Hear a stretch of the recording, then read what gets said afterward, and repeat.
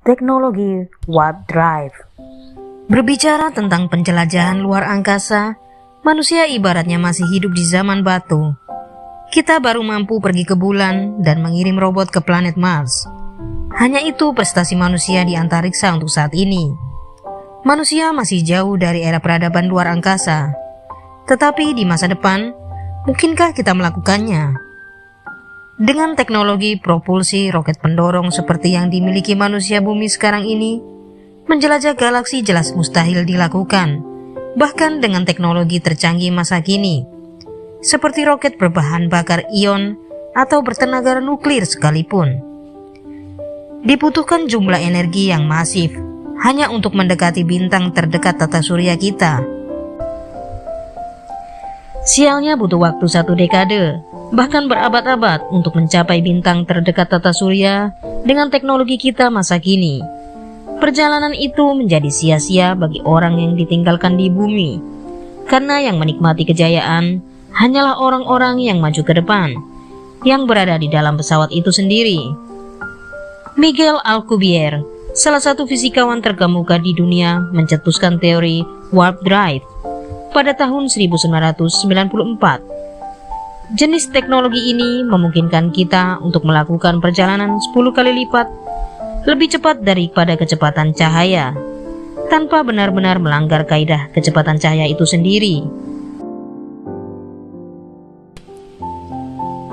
Terlintas ini seperti ide gila, tetapi pada tahun 2010, NASA dengan fisikawannya Profesor Harold White mengungkapkan bahwa ia dan timnya benar-benar menyambut ide itu dan sedang mengerjakan proyek pesawat antar bintang yang dinamakan EXS Enterprise.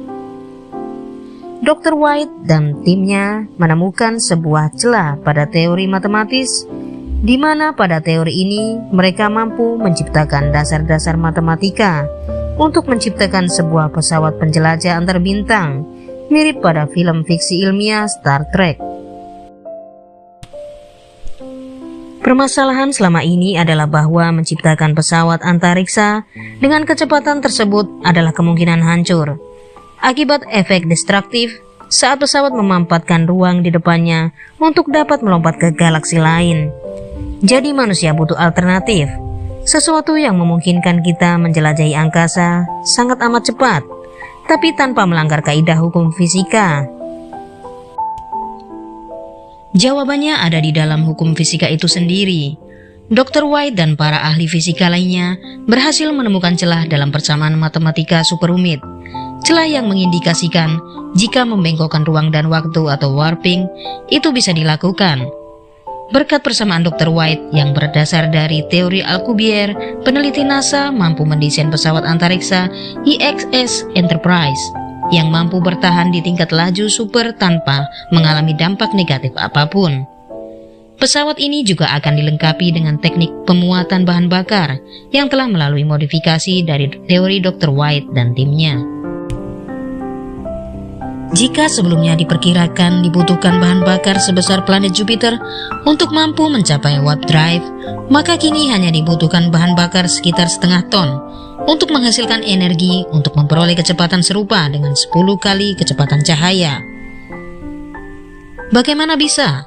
Dengan teknik dan teori ini, NASA menyatakan bahwa jika kelak sebuah mesin baru yang akan terpasang pada EXS Enterprise mampu membawa manusia pergi menjelajah ke bintang lain seperti Alpha Centauri, bintang tetangga matahari kita yang berjarak 4,3 tahun cahaya atau 4 triliun kilometer dalam jangka waktu hanya 2 minggu saja.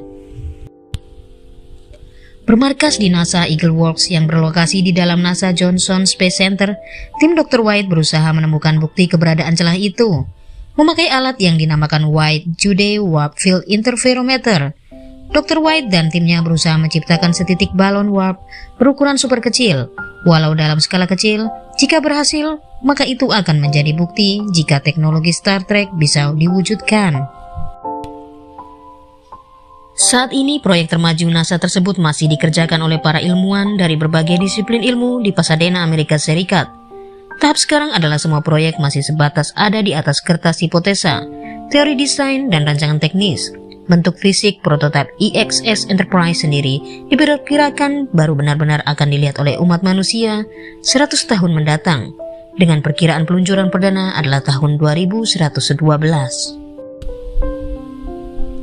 Hal ini dikarenakan memang banyak teknologi, termasuk teknik pemempatan bahan bakar yang belum dapat terwujud secara fisik dengan teknologi sekarang. Walaupun memang saat ini kita masih belum dapat melihat manusia dapat menjelajah semesta di dunia nyata, namun setidaknya kita dapat melihat gambaran masa depan peradaban manusia di zaman anak cucu kita mendatang, di mana manusia dapat menjelajah ke setiap sudut alam semesta tanpa batasan.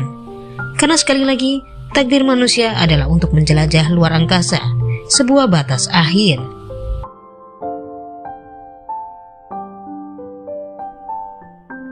Teknologi Artificial Intelligence. Teknologi AI atau Artificial Intelligence saat ini sudah dan akan terus mempengaruhi di berbagai kehidupan manusia di seluruh dunia. Apalagi teknologi AI sendiri telah menjadi pendorong utama hadirnya teknologi-teknologi baru seperti Big Data, chatbot, mobil suap kemudi, robotika, dan Internet of Things atau LOT. Di perusahaan atau organisasi, adopsi teknologi ini diprediksi akan terus meningkat lantaran ragam manfaat yang bisa diberikan ke mereka. Contohnya meningkatkan kepuasan pelanggan atau mengurangi risiko investasi yang buruk. Lantas apa itu AI? AI yang merupakan akronim dari Artificial Intelligence terdiri dari dua suku kata. Artificial dapat diartikan sebagai buatan, sedangkan intelligence diartikan sebagai kecerdasan. Maka AI memiliki arti kecerdasan buatan. AI adalah sistem komputer yang memiliki kecerdasan layaknya manusia. Dalam hal ini, AI mampu melakukan pembelajaran, perolehan informasi dan aturan untuk menggunakan informasi, penalaran menggunakan aturan untuk mencapai kesimpulan, dan mengkoreksi diri sendiri. Secara sederhana, AI merupakan sebuah sistem komputer yang bisa meniru cara berpikir manusia dalam menyelesaikan sebuah pekerjaan. Pada saat ini, contoh penerapan AI terbanyak yaitu pada produk atau layanan teknologi terbaru, penelitian, analisis perilaku konsumen bagi perusahaan, mendeteksi penipuan, proyeksi pasar atau perkiraan penjualan, memantau keamanan di internet dan IT, serta mengotomatisasi pekerjaan. Klasifikasi pada AI. 1. Klasifikasi utama dari AI. Strong AI atau AI kuat. Sistem AI dengan kemampuan kognitif seperti manusia pada umumnya. Ketika diberikan tugas atau perintah yang belum dikenali, sistem AI ini memiliki cukup kecerdasan untuk menemukan solusi dari setiap tugas atau perintah yang dikerjakannya. Weak AI atau AI lemah. Sistem AI yang dirancang dan dilatih untuk tugas tertentu. Contoh Apple Siri dan Google Assistant. 2. Klasifikasi AI lainnya. Reactive Machine atau mesin reaktif. Contoh dari AI ini adalah Deep Blue, yang memiliki kemampuan mengidentifikasi bagian-bagian di papan catur dan membuat prediksi langkah untuk bisa menang dalam permainan. Sayangnya, sistem AI ini tidak memiliki kemampuan untuk diterapkan di berbagai situasi. Limited Memory atau memori terbatas. AI yang mampu memberikan keputusan di masa depan, contohnya kendaraan swakemudi yang dapat menggunakan pengalaman perjalanan di masa lalunya untuk mengambil keputusan di perjalanan masa depan. Theory of Mind, teori pikiran. Sistem AI yang memiliki keyakinan sendiri, keinginan sendiri, dan niat yang mempengaruhi keputusan yang dibuatnya. AI jenis ini belum ada. Self-awareness atau kesadaran diri. Mesin yang memiliki kesadaran diri untuk mengerti keadaannya dan dapat mengolah informasi untuk mengidentifikasi apa yang dirasakan oleh orang lain. AI jenis ini belumlah ada. Adapun dampak negatif dari Artificial Intelligence adalah perubahan besar yang ia timbulkan pada sistem kerja umat manusia, di mana banyak pekerjaan akan dilakukan oleh mesin dengan kecerdasan buatan. Dikhawatirkan menggeser tenaga kerja manusia dan menyebabkan pengangguran. Keberadaan mesin dengan kecerdasan buatan dapat memperbesar kesenjangan sosial, karena para investor juga perusahaan Artificial Intelligence akan meraup banyak keuntungan. sedangkan masyarakat yang digantikan kerjanya akan mengalami kemiskinan. Artificial intelligence yang dapat beradaptasi dinilai menakutkan karena bisa saja sampai pada tahap mereka tidak memerlukan manusia lagi sebagai master mereka. Dengan kata lain, mesin dengan kecerdasan bisa saja mengabaikan perintah maupun kontrol yang diberikan manusia dan berjalan sesuai kehendaknya sendiri. Facebook bahkan telah menghentikan eksperimen artificial intelligence ketika kedua robot bernama Alice dan Bob mulai saling berbicara dengan bahasa sendiri yang tidak bisa dipahami oleh para ilmuwan.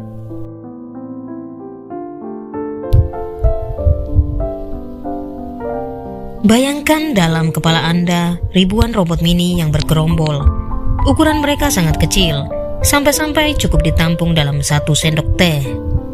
Mereka siap disuntikan melalui area paling lunak pada tubuh manusia, seperti jantung atau otak, mengirimkan obat-obatan dengan jumlah seksama tepat di bagian tubuh yang perlu disembuhkan, seperti ahli bedah berukuran mikro yang bekerja dari dalam. Jika kedengarannya seperti kisah film science fiction, itu benar. Konsep ini merupakan plot dari Fantastic Voyage, film klasik dari tahun 1966. Dalam film tersebut, 4 orang mengendarai kapal selam ini untuk masuk ke dalam pembuluh darah seorang ilmuwan Amerika. Sang ilmuwan jatuh koma karena ulah pihak Rusia dalam Perang Dingin. 4 kru tersebut hanya punya waktu 1 jam untuk menghilangkan penyumbatan darah sebelum mereka kembali ke bentuk semula. Awak berhasil keluar dari tubuh sang ilmuwan tepat waktu melalui aliran air mata. Sedangkan era sekarang ini merupakan era di mana dunia nyata menyesuaikan dengan fantasi, tidak terkecuali bidang nanoteknologi. Baru-baru ini telah diciptakan nanorobot yang bisa menembus sel kanker dan membunuhnya hanya dalam 1 menit. Molekul nanorobot ini bergerak di bawah pengaruh cahaya dan berputar dengan sangat cepat, sehingga bisa melewati sel apapun.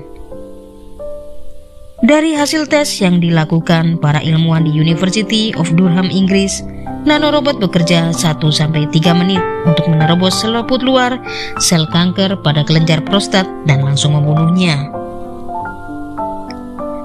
Nanorobot yang diaktifkan cahaya untuk menyerang sekaligus tahan terhadap sel kanker di payudara. Metode ini akan menjadi langkah baru dalam pengobatan kanker non-invasif atau tanpa bedah, yang akan memperbaiki kelangsungan hidup pasien dan memperbaiki kondisinya. Penelitian yang diterbitkan di jurnal Nature ini menciptakan beberapa molekul yang aktif dan dapat bergerak untuk menyerang sel-sel tertentu seperti sel kanker. Para ilmuwan menemukan nanorobot perlu diputar dengan frekuensi 2-3 juta putaran per detik. Hal ini bertujuan mengatasi rintangan agar dapat membunuh sel kanker. Setelah kinerja nanorobot aktif melalui cahaya, nanorobot dengan cepat bergerak melalui membran sel. Membran sel ini sangat kecil sehingga sepotong rambut manusia dapat menampung 50.000 nanorobot dengan mudah. Namun pada ukuran yang terbilang kecil, nanorobot bisa diaktifkan dan mampu menentukan sasarannya. Anda bisa menggunakannya untuk mengobati penyakit. Studi tersebut menunjukkan nanorobot akan mampu mengebor ke dalam sel hewan dan manusia. Nanorobot menempel pada permukaan sel. Saat cahaya jatuh pada nanorobot, mulailah nanorobot mengebor melalui membran sel. Penggunaan nanorobot memungkinkan tidak hanya menghancurkan sel kanker, tetapi juga mengobati pasien. Selain berdampak baik bagi dunia kesehatan, ternyata nanobot juga dinilai bisa berdampak buruk. Hal itu terjadi jika keunggulan dari nanobot disalahgunakan atau dijadikan sebagai senjata nanobot. Mengapa demikian? Nanobot dapat bekerja dengan cara mereplikasi diri secara virtual dan tidak bisa dihancurkan. Bahkan nanobot tidak dapat dibom, ditangkap, atau ditembak sekalipun. Di dalam tubuh manusia sendiri, nanobot dapat bekerja sebagai penyembuh sel-sel organ tubuh dan perusak sel-sel organ tubuh. Namun para peneliti menilai bahwa nanobot lebih cepat merusak sel-sel organ daripada memperbaikinya. Hal ini tentunya bisa menjadi bumerang untuk manusia. karena nanobot dinilai akan lebih mudah untuk menghancurkan sesuatu daripada memperbaikinya. Tidak hanya itu, karena dianggap lebih mudah untuk menghancurkan, nanobot juga diperkirakan dapat menghancurkan dunia dengan kemampuan replikasi dirinya secara virtual. Perkiraan inilah yang menjadikan banyak orang terus melakukan perkembangan terkait teknologi canggih yang satu ini, dan tidak dapat menggunakannya secara asal-asalan. Karena jika nanobot disalahgunakan, dampak negatifnya sangat besar dan sangat sulit untuk diatasi.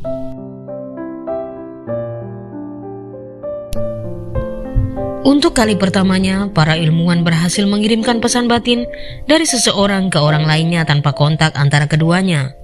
Dengan telepati, hebatnya dua orang tersebut terpisah jarak ribuan kilometer, satu di India, lainnya di Perancis. Telepati adalah kemampuan untuk berkomunikasi atau saling menukarkan informasi dengan orang lain tanpa menggunakan indera. Dua orang mampu saling bercakap-cakap tanpa perlu berbicara. Penelitian yang dipimpin oleh para ahli dari Harvard University menunjukkan teknologi bisa digunakan untuk mengirimkan informasi dari otak seseorang ke orang lainnya. Dalam kasus ini, jarak tak menjadi masalah. Teknologi mewujudkan impian tentang telepati, namun yang ini sama sekali bukan sulap dan bukan sihir, kata Giulio Ruffini, ahli fisika teoritis sekaligus salah satu penulis riset. Menggunakan teknologi untuk berinteraksi secara elektromagnetik dengan otak manusia. Dalam eksperimen, seseorang menggunakan elektroencephalogram atau EEG yang terhubung dengan internet secara nirkabel atau wireless. Sebelum penelitian ini, sebagian besar peneliti telah menggunakan teknologi EEG untuk memfasilitasi interaksi antara otak manusia dan komputer. Orang pertama yang dilibatkan dalam penelitian diminta untuk memikirkan salam sederhana seperti hola atau ciao.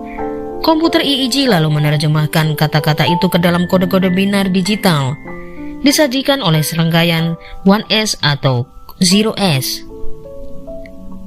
Lalu pesan tersebut dikirim lewat surat elektronik atau email dari India ke Perancis, diterima komputer brain interface atau CBI, yang kemudian mengirimkan pesan ke otak penerima melalui stimulasi otak non-invasif.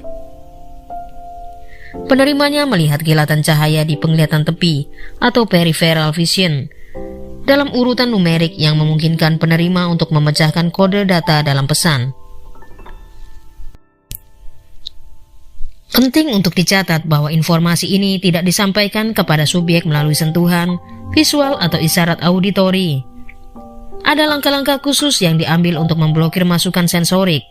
Semua itu dilakukan untuk memastikan komunikasi dilakukan dari otak ke otak, meski disalurkan beberapa media yang berbeda. Mereka ingin mengetahui apakah dua orang dapat berkomunikasi secara langsung dengan cara membaca aktivitas otak seseorang dan mengemukakan aktivitas otak itu ke orang kedua. Melakukannya melintasi jarak yang jauh dengan memanfaatkan jalur komunikasi yang ada. Kata penulis lain Alvaro Pascual Leon, dosen neurologi Harvard Medical School. Salah satu jalur tersebut tentu saja adalah internet. Jadi pertanyaannya adalah, apakah kita bisa mengembangkan eksperimen dengan memangkas bagian yang membutuhkan bicara atau mengetik saat menggunakan internet, dan membangun komunikasi langsung otak ke otak antara subjek terletak saling berjauhan di India dan Perancis? Mereka berharap bahwa dalam jangka panjang ini secara radikal bisa mengubah cara kita berkomunikasi satu sama lain, kata Ruffini. Dalam parapsikologi, telepati dipercaya melibatkan fisiologis tubuh, tidak semata-mata pikiran yang bekerja. Penelitian menunjukkan bahwa ketika seseorang menyampaikan sebuah informasi telepati kepada orang lain, terjadi perubahan fisiologis dalam diri pengirim. Pada saat seorang pengirim pesan diminta berkonsentrasi memikirkan penerima pesan, respon kulit galvanik atau GSR yang merupakan detektor alamiah terhadap stres psikologis dalam diri seseorang meningkat. Pada saat rileks, GSR-nya kembali menurun. Penelitian di laboratorium juga menunjukkan bahwa pada saat pengirim pesan berkonsentrasi pada penerima pesan, di mana terjadi peningkatan GSR, penerima pesan juga mengalami kenaikan GSR. Saat pengirim pesan dalam kondisi rileks, secara otomatis GSR penerima pesan juga ikut menurun. Padahal penerima pesan tidak tahu apakah pengirim pesan sedang berkonsentrasi atau sedang rileks. Jadi secara fisiologis, penerima pesan merespon perubahan fisiologis pengirim pesan. Dalam bidang parapsikologi, telepati dianggap sebagai suatu bentuk indera keenam, di mana informasi dihubungkan melalui kemampuan PSI. Hal ini sering dikategorikan sama dengan prekognisi dan kewaskitaan. Berbagai percobaan telah dilakukan untuk menguji kemampuan telepati. Di antara yang paling terkenal adalah penggunaan kartu Zener dan metode Ganzfeld. Lalu apa telepati dapat digunakan dengan bebas di masa depan? Jawabannya mungkin saja, apalagi melihat kemajuan teknologi yang sangat cepat dan mungkin bisa dibilang tidak masuk akal. Banyak sekali hal-hal yang awalnya hanya berupa hayalan, atau mungkin bahkan dianggap sebagai mustahil tercipta berkat kemajuan teknologi. Contohnya saja smartphone yang sudah benar-benar melekat dengan kehidupan manusia modern. Dengan smartphone, kita dapat terhubung dan berinteraksi dengan orang yang tempatnya berjauhan. Tentu saja, ini akan susah diterima oleh orang yang tidak mengenal smartphone.